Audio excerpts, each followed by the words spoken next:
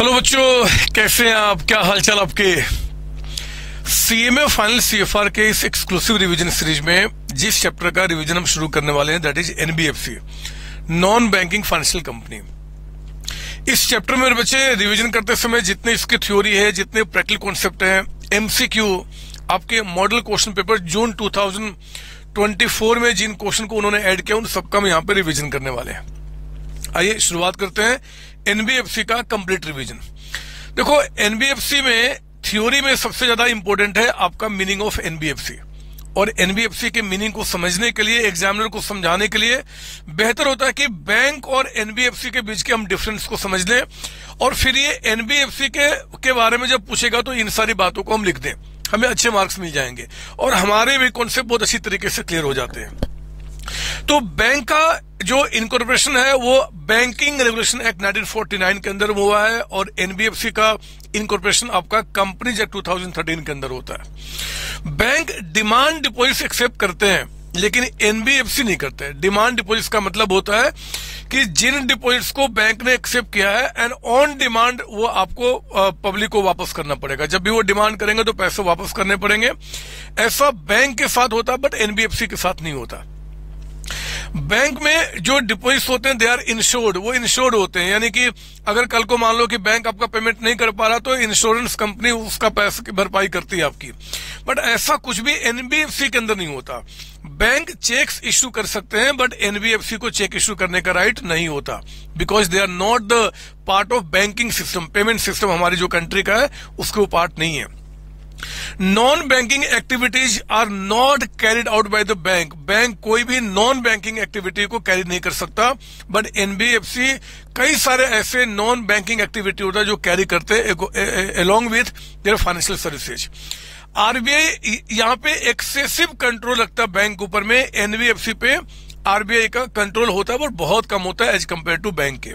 अब देखो बच्चे, इन्हीं का को अगर इकट्ठा कर दीजिए तो what do you mean by NBFC आपको लिखना होगा। मैंने आपको यहाँ पे दिया हुआ है एनबीएफसी का, अगर आ जाए right A short notes on NBFC तो उनके डेफिनेशन में, उनके मीनिंग में आपको बताना पड़ेगा financial institutions which does not meet the legal definition of bank. जो बैंक के डेफिनेशन को तो मीट नहीं करता लेकिन ये but carries on similar activity, जैसे कि लेंडिंग, मेकिंग इन्वेस्टमेंट जैसे बैंक करता है वो भी ये भी करते हैं। They are registered under companies act 2013 which is engaged in the business of loan advances, acquisition of shares, stock and so on। आपका इसके बाद आपको ये भी बताना है कि वो सारे इंस्टीट्यूशंस जिनका primary business, principal business agriculture sector में, इंडस्ट्रियल सेक्टर में परचेज और सेल ऑफ गुड्स है, वो आपका एनबीएफसी के कैटेगरी में नहीं आ सकते। तो ये सारी बातें आपको ध्यान रखनी है। एक चीज और, इंड एस का जो एप्लीकेशन है वो एनबीएफसी पे कब से स्टार्ट हुआ? 1/4/2018। ये डेट भी आपको याद रखना होगा क्योंकि आपके एग्जाम में एमसीक्यू के अंदर मेरे बच्चे ये डेट आपका पूछ सकता है कि इंड एस कब से अप्लाई हुआ जी एनबीएफसी पे, तो 1/4/2018। क्लियर ना? अब देखो, बैंक जितने भी एनबीएफसी जो होते हैं इनके क्लासिफिकेशन दो तरीके से होता है। एक क्लासिफिकेशन होता है on the basis of liability structure. पहला क्लासिफिकेशन क्या है? On the basis of liability structure. And दूसरा क्लासिफिकेशन होता है बच्चे प्राइमरी एक्टिविटीज जो ये एनबीएफसी परफॉर्म करते हैं। प्राइमरी एक्टिविटी के बेसिस पे जो क्लासिफिकेशन है यही एज पर आरबीआई है। एग्जाम में अगर आ जाए कि क्लासिफाई एनबीएफसी तो बहुत ध्यान से आपको देखना होगा कि क्लासिफिकेशन आपको आरबीआई नॉर्म्स के मुताबिक, यानी कि प्राइमरी एक्टिविटी के बेसिस पे पूछ रहा है या फिर वो आपसे पूछ रहा है लायबिलिटी स्ट्रक्चर के बेसिस पे। आइए पहले मैं आपको लायबिलिटी स्ट्रक्चर के बेसिस पे आपको बताऊं। लायबिलिटी स्ट्रक्चर के बेसिस पे पहला जो एनबीएफसी होता है deposit taking NBFC. Deposit taking NBFC का मतलब होता है वो एनबीएफसी जिनको पब्लिक से डिपॉजिट लेना अलाउड है, पब्लिक से वो पैसा ले सकते हैं, बट ये डिमांड डिपॉजिट्स को छोड़कर। जैसे बैंक होता है ना, डिमांड डिपॉजिट की बैंक को आपने पैसा जमा किया, ऑन डिमांड उसको विड्रॉ कर सकते हो, वैसा डिपॉजिट एनबीएफसी नहीं ले सकते, है ना। फिक्स्ड अमाउंट लेंगे, पैसा ऑन डिमांड रिपेबल नहीं होगा, वो एक फिक्स टाइम के बाद ही आपको वापस मिलेगा। तो ऐसे डिपॉजिट टेकिंग जो एनबीएफसी होते हैं उनको हम बोलते हैं एनबीएफसी डी। ये डिपॉजिट टेकिंग होते हैं। याद रखना, डिपॉजिट टेकिंग का मतलब कि एक्सेप्ट डिमांड डिपॉजिट, मैंने यहाँ पे मेंशन भी कर दिया है, एग्जाम में आपको ही मेंशन करना पड़ेगा, which are allowed to accept public deposits other than deposits repayable on demand are called deposit taking NBFC, short में क्या बोलते हैं, एनबीएफसी डी। याद रहेगी बात आपको। ये सर, ये जो डिपॉजिट टेकिंग होते हैं, क्योंकि ये भी पब्लिक से पैसा ले रहे हैं, इनके पास कई सारे नॉर्म्स जो बैंक के ऊपर होते हैं वो इन पे भी अप्लाई होते हैं, जैसे कि आपका कैपिटल एडिक्वेसी नॉर्म हो गया, लिक्विड एसेट्स मेंटेनेंस नॉर्म हो गया, एक्सपोजर नॉर्म्स हो गया। तो इन सारी बातों को भी आपको यहाँ पे बताना होगा अगर आ जाए डिपॉजिट टेकिंग एनबीएफसी के बारे में राइट शॉर्ट नोट्स तो। क्लियर ना। उसके बाद सेकंड होता है मेरे बच्चे नॉन डिपॉजिट टेकिंग एनबीएफसी, जिसको शॉर्ट में एनबीएफसी एनडी कहते हैं, non deposit. Again non deposit taking NBFC को हम फर्दर दो पार्ट में डिवाइड करते हैं। एक होता है NBFC non deposit whose asset side is less than 500 crore as per last audited balance sheet.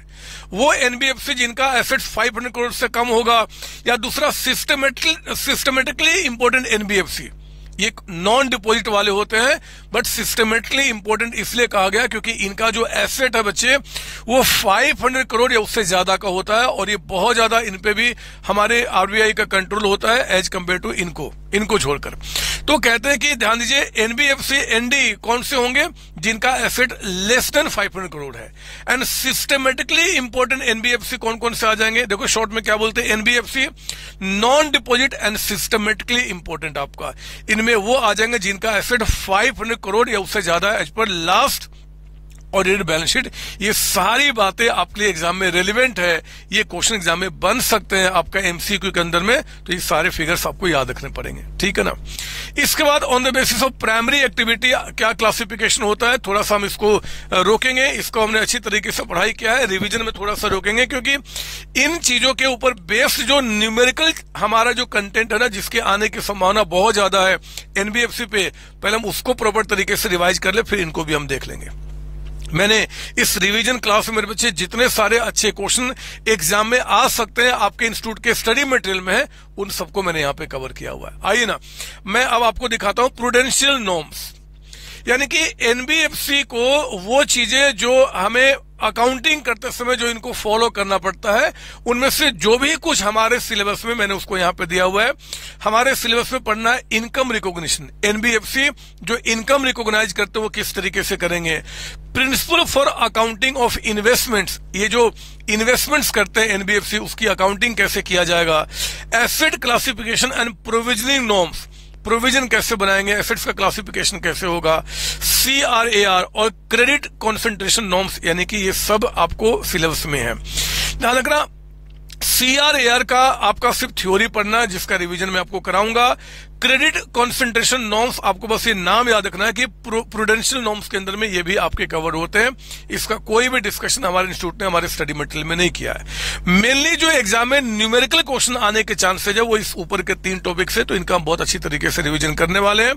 आइए ना, पहले इनकम रिकॉग्निशन, और इस इनकम रिकॉग्निशन में पहला टॉपिक क्या है, interest income recognition on loans advances. NBFC जो पब्लिक को लोन्स एडवांसेज देते हैं, उन लोन एडवांसेज पे इनकम को कैसे रिकॉग्नाइज करेंगे, कैसे रिकॉग्नाइज करने के लिए बोला गया, उनके बारे में सीखेंगे। देखो ना, जितने भी लोन्स एडवांसेज एनबीएफसी ने पब्लिक को दिया है, एनबीएफसी का क्या है जी, एसेट्स है, लोन हमने दिया वो पैसे वापस लेने हैं। तो जितने भी एसेट्स होते हैं ना, उनको पहले हम 2 पार्ट में क्लासिफाई करते हैं, एक परफॉर्मिंग एसेट्स, एक आपका नॉन परफॉर्मिंग एसेट्स। आप इस बात को जानते हैं कि अगर मान लो ईयर एंडिंग आपका 31 मार्च 2025 को हो रहा है, मान लो इस डेट पे, तो इस डेट पे हम लोग प्रॉफिट लॉस बैलेंस शीट बना रहे हैं। इस दिन पे हमें क्लासिफाई करना होता है कि जितने भी हमारे लोन्स एडवांसेज हैं वो परफॉर्मिंग है कि नॉन परफॉर्मिंग है। परफॉर्मिंग एसेट्स का मतलब क्या होता है जी, वो लोन्स एडवांसेज जो एनबीएफसी ने दिया है और उस पे रेगुलर इंस्टॉलमेंट वो रिसीव कर रहे हैं विदाउट एनी डिफॉल्ट, है ना। या फिर मेरे बच्चे those loans advances on which bank receives regular instalment without any default, या फिर default in payment has been made, default customer ने करना शुरू तो कर दिया है, लेकिन वो पीरियड ऑफ डिफॉल्ट आपका नॉर्मल रिस्क का जो पीरियड है उसको अभी एक्सीड नहीं किया, है ना बच्चे। नॉर्मल लिस्ट क्या होता है अभी बताऊंगा आपको मैं, बट इतना समझ लो जो अच्छे कस्टमर होते हैं हम उसको परफॉर्मिंग एसेट्स में रखते हैं। जो बदमाश कस्टमर है जिन्होंने डिफॉल्ट करना शुरू कर दिया है एंड नॉर्मल रिस्क पीरियड जो एनबीएफसी को बताया गया उसको भी एक्सीड कर दिया है, हम उसको बोलेंगे एनपीए यानी कि नॉन परफॉर्मिंग। परफॉर्मिंग एसेट्स पे इनकम का रिकॉग्निशन मेरे बच्चे एक्रूअल बेसिस पे होता है और एनपीए पे इनकम का रिकॉग्निशन होता है एक्चुअल रिसिप्ट बेसिस पे, जितना अमाउंट हमने रिसीव किया है उसके बेसिस पे आपका। नाउ ये नॉर्मल रिस्क पीरियड कितना होता है, तो नॉर्मल रिस्क पीरियड आप देखिए यहाँ पे जो एनबीएफसी डिपॉजिट डिफर्ड डिपॉजिट वाले डिपॉजिट फर्स्ट जो क्लासिफिकेशन था वो, और जो NBFC non deposit systematically important यानी कि जिनका asset as per last audited balance sheet 500 crore या उससे ज्यादा होता है, ये मतलब बड़े बड़े लोग आपका, इनके लिए नॉर्मल रिस्क पीरियड कितना बोला गया है 90 डेज का। और इनको छोड़ के जो दूसरे होते हैं यानी कि NBFC non deposit and asset का साइज इनका 500 करोड़ से कम होता है यानी कि छोटे वाले, उनके लिए नॉर्मल स्पीड कितना बोला गया है 180 डेज का। ये बहुत ध्यान से आपको रखना होगा क्योंकि एमसीक्यू आपके जो बनेंगे वो इन्हीं सब चीजों पे बनेंगे, इसको ध्यान रखेंगे। अभी मैं दिखाऊंगा अभी आपका कैसे एमसीक्यू आएंगे। नाउ ये जो आपका interest income on loans advances है इसका प्रॉपर रिवीजन कराने के लिए मैंने यहाँ पे बच्चे एक क्वेश्चन रखा है, रिवीजन क्वेश्चन नंबर 1। ये देखिए एक तरफ हमने रखा 3 तरीके का लोन्स एडवांसेज एनबीएफसी ने पब्लिक को दिया है और ये on date of preparing financial statement इनमें से कुछ जो लोन्स एडवांसेज है उनको बोला गया परफॉर्मिंग एसेट्स, कुछ को बोल रहे हैं नॉन परफॉर्मिंग एसेट्स। दिख रहा है आपको ये सर। परफॉर्मिंग एसेट्स में 2 कॉलम है, interest earned, interest receive. Interest earn का मतलब एक्रूअल बेसिस जो एक्रू हुआ है, और इस आउट ऑफ जितना पूरा एक साल में एक्रू हुआ इसमें से जो हमने रिसीव किया वो अमाउंट आपको दिख रहा है इंटरेस्ट रिसीव में। उसी तरीके से एनपीए पे भी अर्न एंड रिसीव। आप जानते हैं कि जब आपको interest income to be recognise निकालना है तो परफॉर्मिंग एसेट्स पे हम क्या लेंगे जी इंटरेस्ट अर्न्ड जितना एक्रू हुआ है, लेकिन एनपीए पे हम क्या लेते हैं इंटरेस्ट रिसीव जितना हमने रिसीव किया। तो यही हमने सॉल्यूशन में दिखाया। परफॉर्मिंग पे इंटरेस्ट अर्न्ड वाला कॉलम ये लिया, इसको इग्नोर किया, और एनपीए पे जितना हमने एक्चुअली रिसीव किया उसी को इनकम मानते हैं।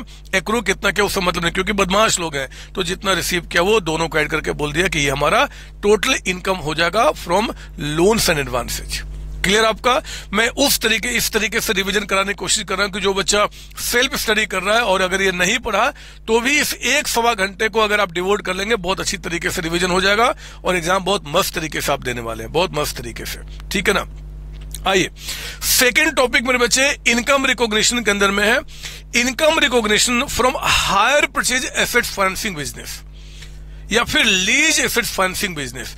जो भी एनबीएफसी हायर परचेज एसेट्स को या फिर लीज एसेट्स को फाइनेंस करने में इन्वॉल्व है वो इनकम रिकॉग्निशन कैसे करेंगे, है ना। उनके ऊपर में जो उन्होंने लोन्स एडवांसेज यहां पे दिया हुआ है एग्जैक्टली सेम तरीका मेरे बच्चे आप देख सकते हैं। हायर परचेज इंस्टॉलमेंट हो, लीज रेंट वाला इनकम हो, इन पे जो भी उन्होंने लोन्स एडवांसेज कस्टमर को दिए हैं इनको भी साल के एंड में परफॉर्मिंग एसेट्स और एनपीए में क्लासिफाई करना होता है। अगर वो परफॉर्मिंग एसेट्स है तो जिन पे रेगुलर इंस्टॉलमेंट या फिर लीज रेंट आप रिसीव कर रहे हो या फिर जो आपका इंस्टॉलमेंट या लीज रेंट जो ओवर ड्यू है 3 मंथ्स और लेस यानी कि नॉर्मल रिस्क। यहां भी देखो जो अच्छे कस्टमर हैं उन पे इनकम क्या बताया जा रहा है एक्रूअल बेसिस पे, और जो आपके बदमाश हैं जिन पे इंस्टॉलमेंट ओवरड्यू हो गया 3 मंथ से ज्यादा नॉर्मल एक्सीड कर गया है तो उनको क्या बोला गया एक्चुअल रिसिप्ट आपका। एक छोटी सी बात बस आपको ध्यान रखना है कि यहाँ पे लोन्स एडवांसेज के केस में आपका जो नॉर्मल रिस्क का पीरियड है वो आपका इनके लिए 90 डेज है और इनके लिए 180 डेज आपका, लेकिन हायर परचेज के बिजनेस में सबके लिए क्या बोला गया 3 मंथ्स और लेस, यानी कि यहाँ पे 180 का कोई कॉन्सेप्ट नहीं है, बाकी सब कुछ आपका सेम यहाँ पे है ना। तो जिनके बारे में एग्जाम में पूछेगा जैसे पूछेगा हम उसको आराम से क्वेश्चन कर जाएंगे बिना किसी दिक्कत के। नाउ एनबीएफसी का अगला जो इनकम होता है बच्चे वो इन्वेस्टमेंट इन सिक्योरिटी से होता है। अगर हमने कहीं पे इन्वेस्टमेंट किया किसी कंपनी के सिक्योरिटी में, शेयर्स में, बॉन्ड्स में, डिवेंचर्स में, जिस किसी में भी हमने इन्वेस्टमेंट किया है तो उस इन्वेस्टमेंट से जो हमारा इनकम होगा वो इनकम ब्रॉडली 2 हो सकता है, या तो डिविडेंड इनकम होगा या फिर इंटरेस्ट इनकम होगा, है ना बच्चे, या तो डिविडेंड इनकम या फिर इंटरेस्ट इनकम। अगर डिविडेंड इनकम है तो इसका रिकॉग्निशन हम क्या करते हैं एक्चुअल रिसिप्ट बेसिस पे, एक्चुअल रिसिप्ट जब रिसीव कर लेंगे हम इनकम मान लेंगे। और इंटरेस्ट इनकम हम कैसे रिकॉग्नाइज करते हैं? आपका एक्रूअल बेसिस पे।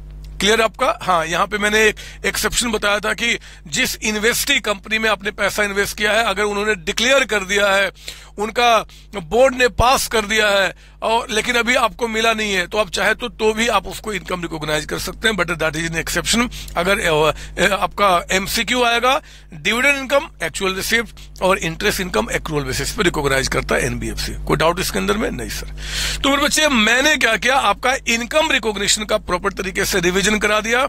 इनकम रिकॉग्निशन लोन्स एडवांसेज से, हायर परचेज या लीज फाइनेंसिंग बिजनेस से, या फिर आपका इन्वेस्टमेंट से इनकम कमाएंगे तो कैसे कैसे रिकॉग्नाइज करेंगे। नाउ सेकेंड टॉपिक हम जिसका रिवीजन करने हैं उसका है principle for accounting of investment. Investment की जो अकाउंटिंग होगी, अब हम इनकम की बात नहीं कर रहे हैं। अगर एनबीएफसी ने कहीं पैसा इन्वेस्ट किया तो वो इन्वेस्टमेंट की अकाउंटिंग हम कैसे करेंगे, उनका मेजरमेंट कैसे करेंगे, उसका ट्रीटमेंट कैसे करेंगे, उनके बारे में हम थोड़ा सा सीखने वाले हैं, मतलब रिवीजन करने वाले हैं बदमाश। तो हमारा अगला टॉपिक हो गया principle for accounting of investment. ध्यान से मेरी बात सुनेंगे, बहुत ही मजेदार तरीके से इसका भी रिवीजन कराऊंगा।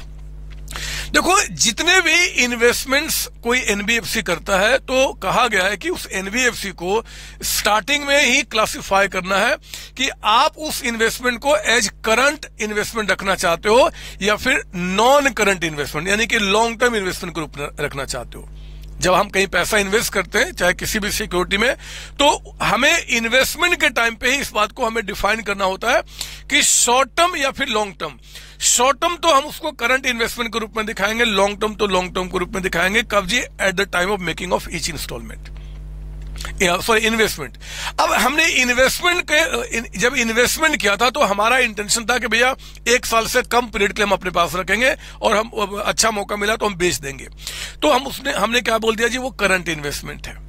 मान लो कुछ समय के बाद हमें मन करता है कि यार नहीं, मैं करंट से लॉन्ग टर्म उसको रखना चाहता हूं, मैं उसको रखूंगा 10-12 साल के लिए, मैं बेचूंगा नहीं, है ना। इंटेंशन चेंज हो गया आपका। तो क्या मैं फ्रीक्वेंटली उनके क्लासिफिकेशन को चेंज कर सकता है? तो बोलते हैं कि नहीं जी, आप फ्रीक्वेंटली चेंज नहीं कर सकते हैं। एनबीएफसी को 1 साल के अंदर में 2 बार रिव्यू करने का बोला गया है कि 2 बार आप रिव्यू कीजिए, क्या इंटेंशन जो पहले था, मान लो करंट एसेट्स का, वही अभी भी है तब तो ठीक है। अगर वो आपका इंटेंशन चेंज हो गया है, पहले आप शॉर्ट टर्म के रूप में इन्वेस्टमेंट रखना चाहते थे, अब मन कर रहा है कि जी लॉन्ग टर्म के रूप में रखेंगे, या पहले लॉन्ग टर्म था अब शॉर्ट टर्म रखना चाहते हो, अगर ये आप चेंज करना चाहते हो तो साल में आपको 2 बार बोला गया है, 1 अप्रैल एंड 1 अक्टूबर को आपको क्या करना है जी, ये इंटर क्लास जो चेंज है आप वो कर सकते हैं। 2 डेट आपको याद रखना होगा, ये आपको, और with the approval of board, है ना बच्चे। फिर उसके बाद कहते हैं कि अगर मान लो पहले कोई करंट इन्वेस्टमेंट था, अब उसको आप लॉन्ग टर्म में यानी कि नॉन करंट इन्वेस्टमेंट के अंदर रखना चाहते हो, या फिर पहले वो आपका लॉन्ग टर्म था, अब उसको करंट में दिखाना चाहते हो, इंटेंशन आपका चेंज हो गया, तो किस प्राइस पे आप उसको चेंज करोगे। मतलब पहले नॉन करंट था, अब वो करंट हो गया, तो current investment as current asset उसको बुक में कितने पे दिखाओगे।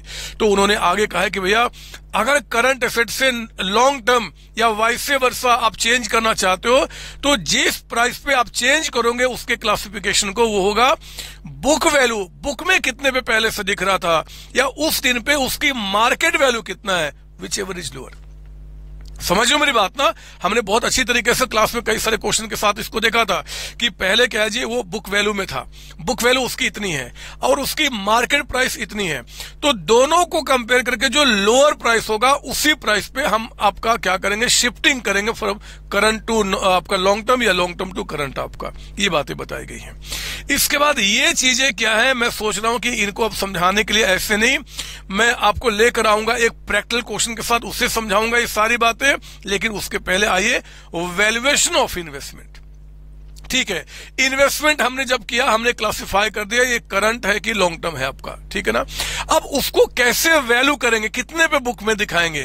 तो कहा गया कि देखो जी, अगर आपने क्लासिफाई किया है उसे as a long term investment, long term, तो लॉन्ग टर्म इन्वेस्टमेंट का जो वैल्यूएशन होगा as per respective index issued by ICI, जो भी अकाउंटिंग स्टैंडर्ड, यानी कि अब तो इंडेक्स इस पे फॉलो हो गया, तो जो भी इंडेक्स आईसीआई ने इशू किया है उस इन्वेस्टमेंट के लिए उसके मुताबिक क्या करेंगे, आप उसको वैल्यू करेंगे। अगर आप कहते हो कि लॉन्ग टर्म इन्वेस्टमेंट है तो as per respective index, investment property है उसके मुताबिक, फाइनेंशियल इंस्ट्रूमेंट है उसके मुताबिक आपका, ठीक है ना। लेकिन अगर आपने उसको करंट इन्वेस्टमेंट के रूप में क्लासिफाई किया, करंट इन्वेस्टमेंट, तो करंट इन्वेस्टमेंट्स को बुक में कितने पे दिखाया जाएगा वो आपको एनबीएफसी चैप्टर ने आपको बताया हुआ है ना। उनके लिए क्या नॉर्म्स मैं आपको बताता हूं, दोबारा सुनिए। जितने भी इन्वेस्टमेंट्स हैं उन इन्वेस्टमेंट्स को एनबीएफसी को क्लासिफाई करना पड़ता है, इट्स करंट और नॉन करंट।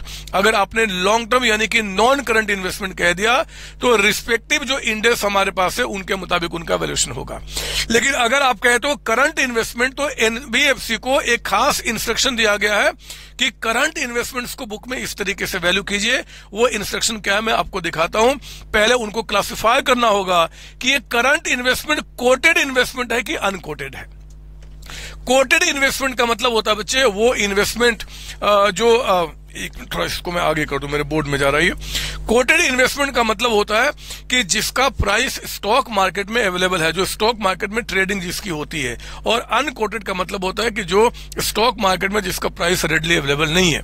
तो पहले आपको मैं बता रहा हूं वो करंट इन्वेस्टमेंट जो कोटेड है उनको हम कैसे वैल्यू करेंगे। जो करंट इन्वेस्टमेंट कोटेड है उनकी वैल्यूएशन कैसे होगी मैं आपको वो बता रहा हूं। अब इसमें देखो ना, पॉइंटर 1, पॉइंटर 2, 3, 4 बहुत सारे पॉइंटर है। इन पॉइंटर्स को समझाने के लिए, एक्चुअली रिवाइज कराने के लिए मैं सोचता हूं कि रिवीजन क्वेश्चन नंबर 2 करा दूंगा, तो ये हमेशा के लिए क्या हो जाएंगे जी, आपके लिए याद हो जाएंगे और फिर आपको फटाफट पहले की बातें रिवाइज भी हो जाएगी और अगर आप नहीं पढ़े तो आपको सारी बातें समझ में भी आ जाएंगी। तो आइए ना, रिवीजन क्वेश्चन नंबर 2 से मैं आपको समझाना चाहता हूं कि how to value current investments which are quoted in the market. आपका जो कोटेड आपका है सुनेंगे, जैसे यहां पे आपको बता रहा है कि अनिश्चित फाइनेंस लिमिटेड एक NBFC makes available to you the cost and market price of various investment held as on 31 March 2025। अब ध्यान दो यहां पे क्या बता रहा है, ये देखिए। आप देखो, आपके पास एक इन्वेस्टमेंट कह रहा है कि आपने इक्विटी शेयर्स में इन्वेस्टमेंट किया है। एक स्क्रिप्स है, स्क्रिप्स का मतलब कि किस टाइप ऑफ सिक्योरिटी में आपने पैसा इन्वेस्ट किया है। तो एक हो गया आपका क्या जी, इक्विटी शेयर्स। दूसरा म्यूचुअल फंड, तीसरा क्या करता है, गवर्नमेंट सिक्योरिटी। कहा गया है एनबीएफसी को कि आपने जो भी इन्वेस्टमेंट किया है पहले उस इन्वेस्टमेंट को स्क्रिप्ट वाइज आप क्लासिफाई कीजिए, उनको डिफरेंट कैटेगरी में डिवाइड कीजिए अकॉर्डिंग टू द स्क्रिप्ट। तो हमने क्या किया, स्क्रिप्ट के बेसिस पे 3 तरीके का इसका इन्वेस्टमेंट है जी अनिश्चित फाइनेंस लिमिटेड का, एक आपका इक्विटी शेयर्स में, एक म्यूचुअल में, एक गवर्नमेंट सिक्योरिटी में। नाउ इस इक्विटी शेयर्स में आप देखेंगे कि उन्होंने कई सारी कंपनी के इक्विटी शेयर्स में पैसा इन्वेस्ट किया है। यानी कि उन्होंने ए लिमिटेड, बी, सी, डी, ई, एफ, जी बहुत सारी कंपनियां हैं जिनके इक्विटी शेयर्स में पैसा इन्वेस्ट किया है। और जिन भी इक्विटी शेयर्स में पैसा इन्वेस्ट किया है उनका कॉस्ट और आज का मार्केट प्राइस। कॉस्ट यानी कि जब उन्होंने इन सिक्योरिटी को एक्वायर किया होगा तो कितना अमाउंट पे किया होगा वो बता रहा है। और जिस दिन आप वैल्यू कर रहे हो, जिस बैलेंस शीट डेट पे जिस दिन वैल्यू कर रहे हो उस दिन उनकी मार्केट प्राइस क्या वो भी आपको बता रहा है। अब सुनिए ध्यान से। इसी तरीके से म्यूचुअल फंड, 3 तरीके के म्यूचुअल फंड में आपने पैसा लगाया बच्चे और सबका आपका कॉस्ट और मार्केट प्राइस बता रहा है। गवर्नमेंट सिक्योरिटी का भी कॉस्ट और मार्केट प्राइस बता रहा है, ये आपको दिया हुआ है। क्वेश्चन कहता है कि what should be the value of investment on 31 March 2025। आज इन्वेस्टमेंट की कौन सी वैल्यू आपको बैलेंस शीट में दिखानी है, कैसे वैल्यू किया जाएगा वो बताइए। बहुत ध्यान से मेरी बात सुनेंगे। एनबीएफसी को क्या इंस्ट्रक्शन दिया गया है, हाउ टू अकाउंट इन्वेस्टमेंट। कौन से investment, current investment and coated investment की बात कर रहा हूं बदमाश, ठीक है ना। तो सुनिए ध्यान से। उनको कहा गया कि देखो जी आप एक काम करो, जैसे आपने किसी ए लिमिटेड के इक्विटी शेयर्स में अपने पैसा इन्वेस्ट किया, कितना 60 कॉस्ट लगाया, आज उसकी वैल्यू कितनी है 61.2। तो इनको कहा गया है कि जब भी आप इन्वेस्टमेंट को वैल्यू करोगे तो देखो कॉस्ट, अभी फिलहाल ये देखना, कॉस्ट और market price whichever is lower. जब भी आप अपने करंट कोटेड इन्वेस्टमेंट को अगर वैल्यू कर रहे हो तो आप उसका कॉस्ट प्राइस और market price whichever is lower, जो लोअर होगा उस पर आप दिखाइए। लेकिन मेरे बच्चे इनको बोला गया कि जितने भी, अगर ये इस स्क्रिप्ट के अंदर में जितने सारे आपने डिफरेंट कंपनीज में आपने पैसे इन्वेस्ट किए हैं सबका अलग अलग आपको कॉस्ट और मार्केट प्राइस को कंपेयर नहीं करना। नहीं करना। वो कहते हैं कि इन सभी के कॉस्ट को ऐड कीजिए, बताइए कितना निकल के आ गया, तो 406.50। इन सबका बताओ मार्केट प्राइस कितना है, तो ये हो गया 442.20। तो वो कहते हैं कि aggregate cost and aggregate market price में जो लोअर होगा उस पर आप दिखाइए, यानी कि 406.50। ध्यान से यहां देखेंगे आपका, मैं यही जो चीज हम लोगों ने पढ़ा हुआ था उसको मैं रिवाइज करा रहा हूं कि valuation of each specified category, वो कैटेगरी किसके बेसिस पे होगी, स्क्रिप्ट वाइज आपका, is to be done at aggregate cost और aggregate market value whichever is आपका लोअर, जो दोनों में लोअर होगा। तो मेरे बच्चे इनका लोअर क्या निकल के आ गया 406.5, इनका ये दूसरे वाले स्क्रिप्ट का लोअर क्या निकल के आ गया 54, तो 54 पे दिखाया। तीसरे वाले का लोअर क्या निकल के आ गया 135, तो 135 पे दिखाया।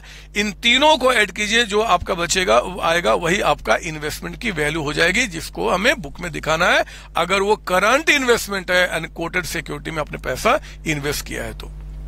क्लियर ना बच्चे? ये सर। तो पहले क्वेश्चन का answer what should be the value of investment on 31 मार्च, तो आप ये जो आएगा उसको बताएंगे, इतना अमाउंट निकल के आएगा। मैंने 2 और 3 का जानबूझकर यहाँ पे आंसर नहीं लिखा क्योंकि मुझे रिवीजन में उसको समझाना था। सुनिए ध्यान से, 2 में क्या बोलता है, can the company adjust depreciation of a particular item of investment with in A category. क्या एक सेम कैटेगरी के अंदर, ये देखो एक कैटेगरी ये हो गया, ये आपका एक कैटेगरी हो गया, ये आपका दूसरा कैटेगरी हो गया, ये आपका तीसरा कैटेगरी हो गया। तो मान लो मैं इस कैटेगरी की बात कर रहा हूं, कहता है कि ये जो एक कैटेगरी है इसके अंदर में क्या एक इन्वेस्टमेंट में अगर कोई आपका डेप्रिसिएशन हुआ है और दूसरे में एप्रिसिएशन हुआ है तो क्या आपस में एडजस्ट हो सकते हैं? ये हो सकते हैं, हम लोग कर भी रहे हैं।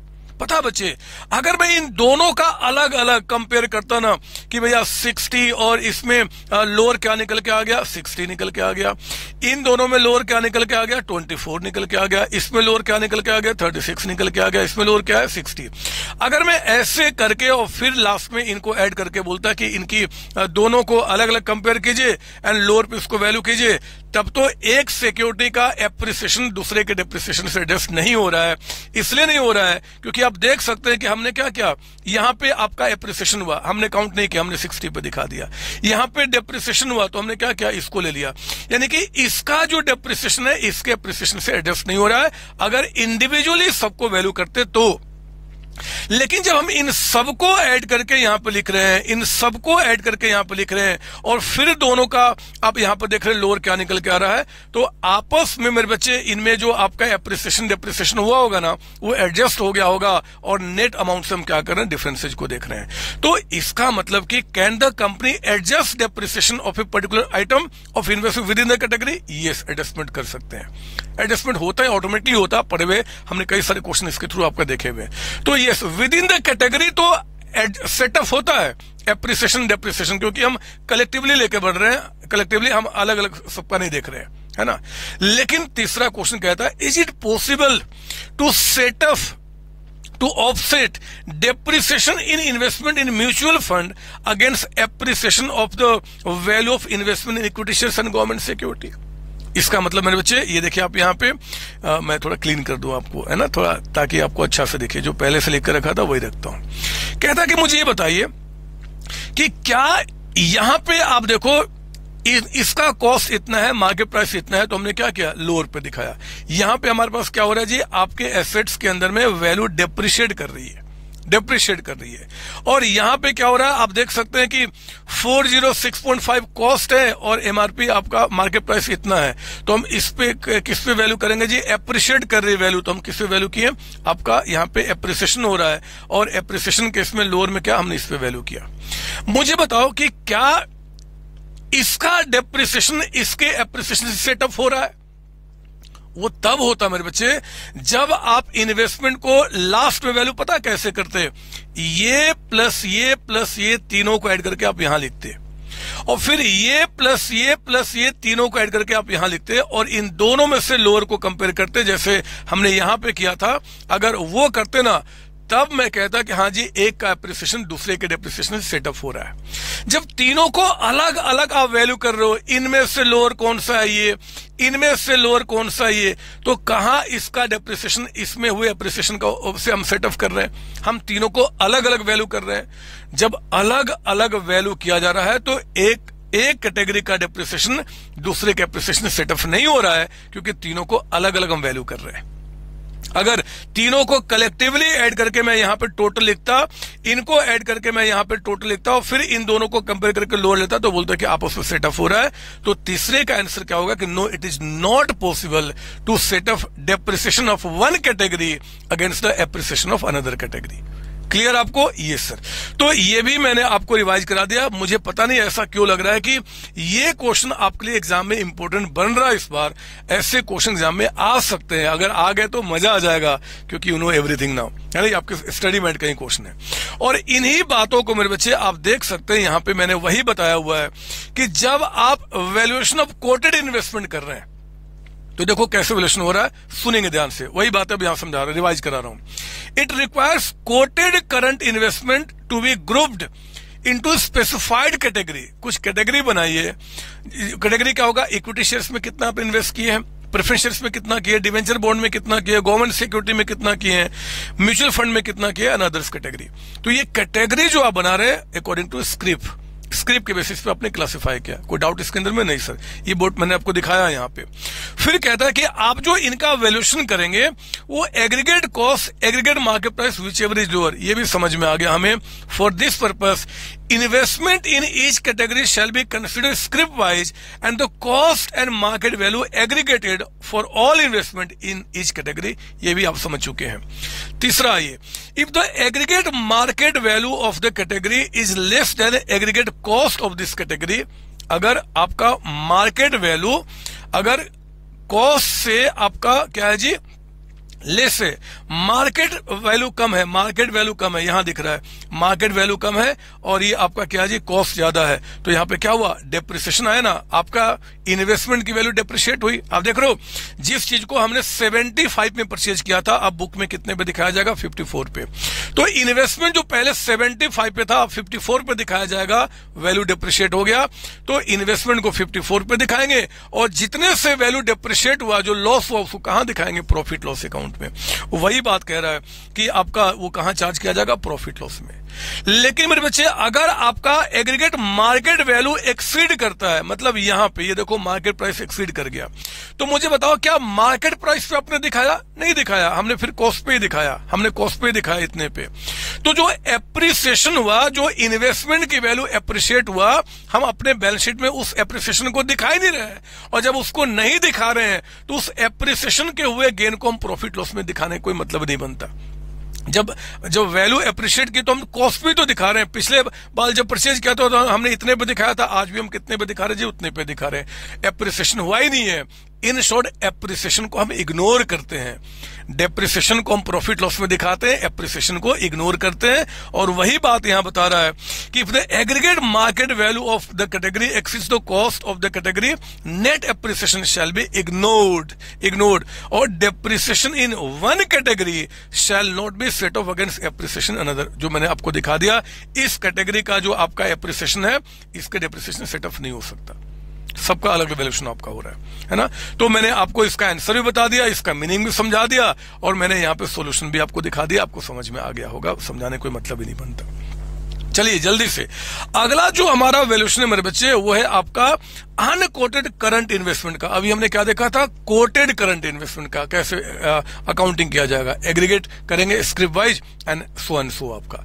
लेकिन अगर वो अनकोटेड है, अनकोटेड का मतलब होता है जिसका मार्केट प्राइस रेडली अवेलेबल नहीं है बच्चे आपके स्टॉक मार्केट में। तो ऐसे केस में आपको बताया गया कि देखो जी, जो अनकोटेड करंट इन्वेस्टमेंट है, आपने किस में किया है उसके मुताबिक उसका वैल्यूएशन आपको बताया गया है। वो कहते हैं कि अगर आपने प्रेफरेंस शेयर्स में पैसा इन्वेस्ट किया है, या फिर government securities, government guaranteed bonds में आपने पैसा इन्वेस्ट किया है, अगर इनमें आपने पैसा इन्वेस्ट किया है, तो कहते हैं कि कॉस्ट और face value, not market price, face value whichever is lower, जो इनमें से लोअर होगा उस पर दिखाएंगे, है ना। कॉस्ट और face value whichever is lower पे हम दिखाएंगे आपका, ठीक है। यहाँ पे फेस वैल्यू, क्योंकि मार्केट प्राइस अवेलेबल नहीं बदमाश। अगर आपने इन्वेस्टमेंट किया है म्यूचुअल फंड में, तो म्यूचुअल फंड में जब भी आपने इन्वेस्टमेंट किया है, म्यूचुअल फंड कंपनी जो होते हैं बच्चे, वो आपको क्या करते हैं, आपको हमेशा डिक्लेयर करते हैं कि आपके म्यूचुअल का नेट नेट एसेट्स वैल्यू कितना है, तो हम उसी पे दिखाएंगे। लेकिन अगर आपका इन्वेस्टमेंट कमर्शियल पेपर पे है, इन्वेस्टमेंट आपने डिवेंचर बॉन्ड्स या ऐसे सिक्योरिटी में किया हुआ है, तो हम क्या करेंगे, कॉस्ट पे दिखाएंगे। याद रहेगी बात, यहां से गवर्नमेंट सिक्योरिटी काट देना, गवर्नमेंट सिक्योरिटी यहां पे आपका है ना, तो हम क्या करेंगे, इसको कॉस्ट पे दिखाएंगे, आपका कॉस्ट पे। इन्वेस्टमेंट इन इक्विटी, बहुत ध्यान सुनना, यहां पे एमसीक्यू बन सकता है। इन्वेस्टमेंट अगर हमने किसी अनकोटेड इक्विटी शेयर्स में किया हुआ है, तो कॉस्ट और breakup value whichever is lower, उसका कॉस्ट देखिए, उसका ब्रेकअप मतलब intrinsic value whichever is lower पे हम दिखाएंगे आपका, ये याद रखेंगे आप, ठीक है ना। अगर हमने इन्वेस्टमेंट इक्विटी शेयर्स में किया अनकोटेड, तो हमें एक ऑप्शन दिया गया है, आप अगर ब्रेकअप वैल्यू नहीं लेना चाहते तो उसकी जो फेयर वैल्यू होगी ना, फेयर वैल्यू अगर आप उसका पता कर सकते हो उस इक्विटी शेयर्स का, तो उसको भी आप रिप्लेस कर सकते हो विद ब्रेकअप वैल्यू। क्लियर। और नोट 2 में आपको बताया गया है कि अगर जिस कंपनी के इक्विटी शेयर्स में आपने इन्वेस्ट किया है और वो इक्विटी शेयर्स अनकोटेड है, तो कहते हैं कि आपको देखना होगा उस कंपनी का लास्ट 2 इयर्स का बैलेंस शीट मार्केट में अवेलेबल है कि नहीं। अगर लास्ट 2 इयर्स का बैलेंस शीट मार्केट में अवेलेबल है, तब तो इसके मुताबिक आप क्या कीजिए, उसको वैल्यू कीजिए। लेकिन अगर लास्ट 2 इयर्स का बैलेंस शीट अवेलेबल नहीं है, मतलब नई कंपनी है, 2 साल अभी उसका एग्जिस्टेंस नहीं हुआ है, तो कहते हैं कि ऐसे इन्वेस्टमेंट को जो आपने किसी कंपनी के अनकोटेड इक्विटी शेयर्स में आपने किया है, उसको ₹1 पे दिखाना होगा, ₹1 उस इन्वेस्टमेंट की वैल्यू माननी होगी, अगर वो आपका 2 साल का अवेलेबल बैलेंस शीट उसका नहीं है तो, ठीक है ना। तो ये भी बात आपको ध्यान रखना, एग्जाम में आ सकता है।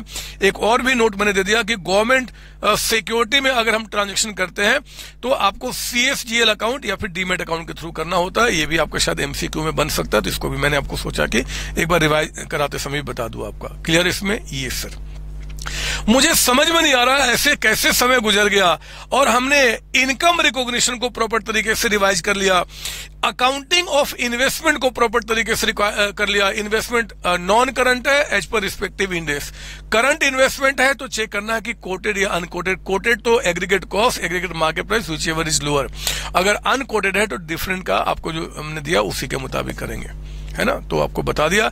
अब आइए assets classification and provisioning norms, ये भी आपके लिए इंपॉर्टेंट है बच्चे, क्योंकि इस बार का जो मॉडल क्वेश्चन पेपर उन्होंने रिलीज किया है एंड जो क्वेश्चन डाला हुआ है वो इसी के बेसिस पे डाला है।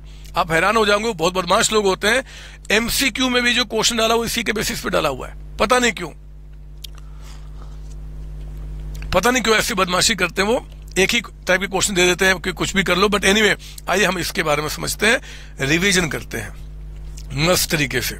ये देखिए आप, ये हमने कर लिया, हमने कोटेड अनकोटेड भी कर लिया। इस नोट्स को संभाल कर रखना, एग्जाम में सेम नोट्स आपको 5 मिनट्स में पूरे चैप्टर को रिवाइज करने में हेल्प करेगा, ठीक है ना। अब आइए यहाँ पे assets classification and provisioning required in case of loans advances. Loans advances पे अभी पीछे हमने क्या देखा था, इनकम रिकॉग्निशन। अब अगर आपने लोन एडवांसेज पब्लिक को दिया है तो मेरे बच्चे उस लोन एडवांसेज पे आपको कुछ डाउट हुआ कि पैसा डूब तो नहीं जाएगा, तो अगर डाउट हुआ तो हमें क्या बनाना होता, प्रोविजन। वो प्रोविजन जो बनाया जाएगा वो कितना बनाया जाएगा, NBFC को के लिए क्या रूल्स है, क्या गाइडेंस, हम उनको यहां पे समझ रहे हैं, सुनेंगे ध्यान से। जितने भी लोन्स एडवांसेज यानी कि जितने भी एसेट्स हैं NBFC के, उन लोन्स एडवांसेज यानी कि एसेट्स को हम 4 पार्ट में क्लासिफाई करते हैं for creation of provision for doubtful debts, standard, sub standard, doubtful and loss assets. आपका आप देखेंगे ये जो 4 क्लासिफिकेशन मैंने आपको यहां पे लिख के दिया हुआ है, एक आपका standard, sub standard, doubtful and loss assets, दिख रहा है आपको? ये सर सुनिए ध्यान से। स्टैंडर्ड एसेट्स का मतलब क्या होता है जी, asset which does not disclose any problem, इसमें कोई प्रॉब्लम नहीं हो रहा है, आराम से पेमेंट आपको मिल रहा है। Which does not carry more than normal risk attach to the business, such an asset is not an NPA। यहां पे छूट गया NPA, ध्यान देना।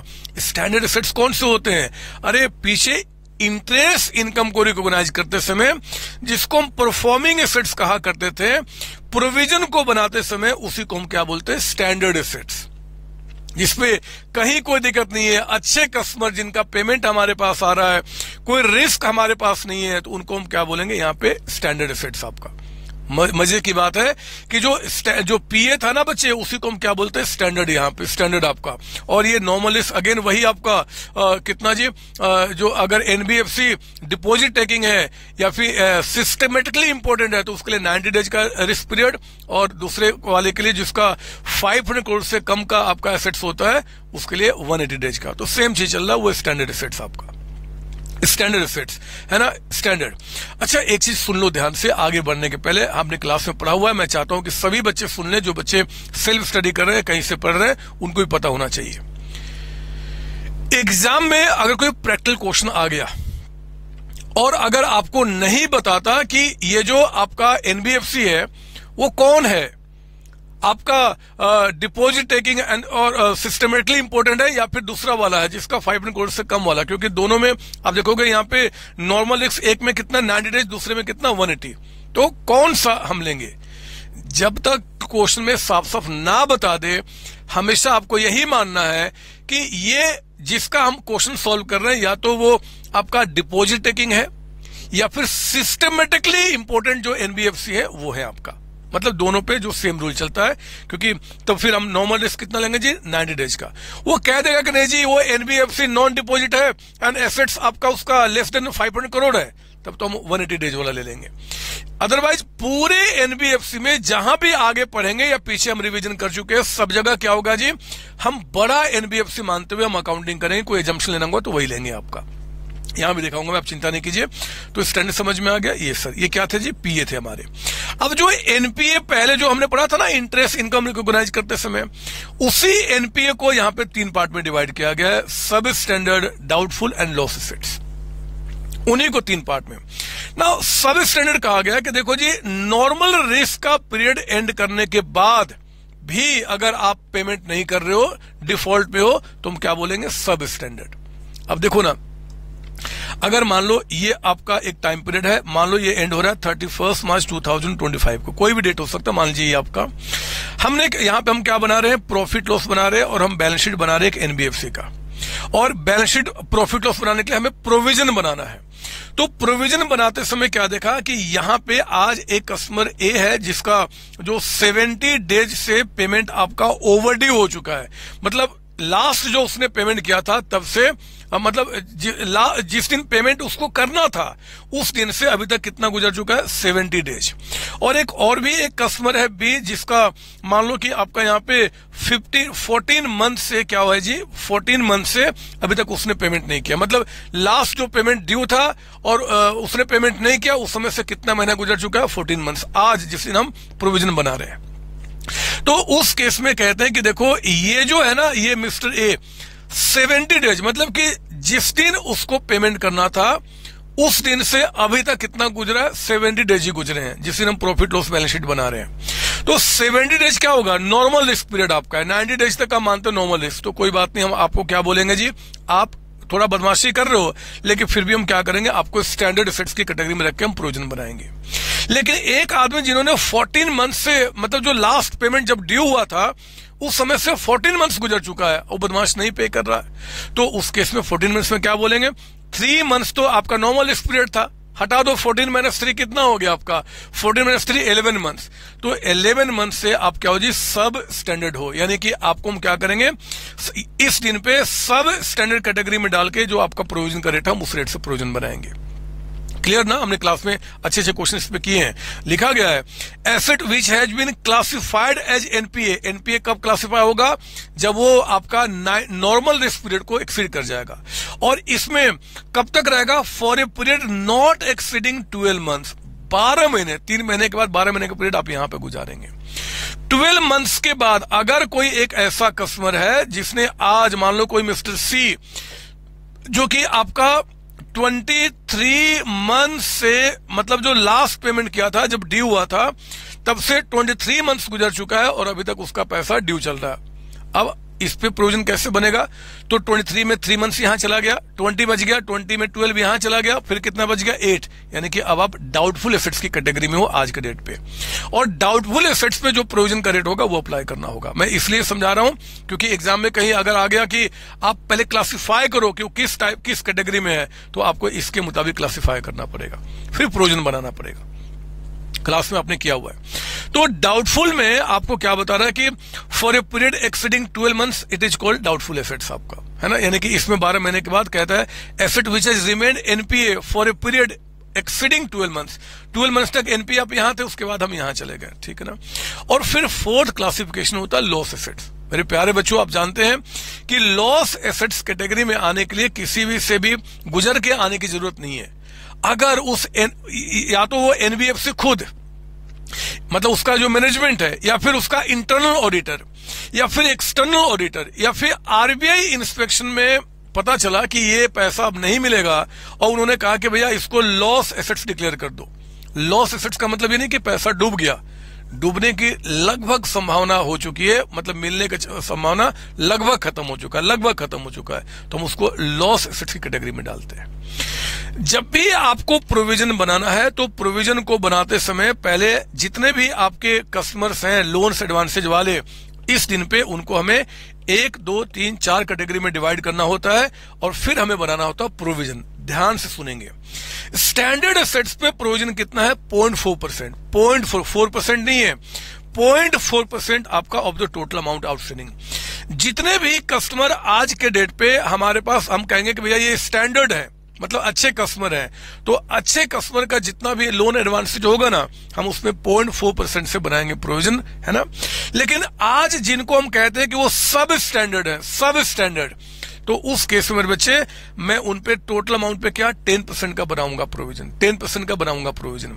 अगर वो डाउटफुल एसेट्स है, यहां पे हमने क्लासिफाई किया जी कि वो डाउटफुल, जितने भी लोग डाउटफुल होंगे, तो डाउटफुल में हमें देखना होगा अनसिक्योर्ड पोर्शन पे 100%। अनसिक्योर्ड मतलब जिसके अगेंस्ट हमारे पास सिक्योरिटी नहीं है, और जो सिक्योर्ड पोर्शन होगा उसमें हमें देखना होगा जी अप टू 1 ईयर तो 20%, 1 to 3 years 30%, more than 3 years 50%।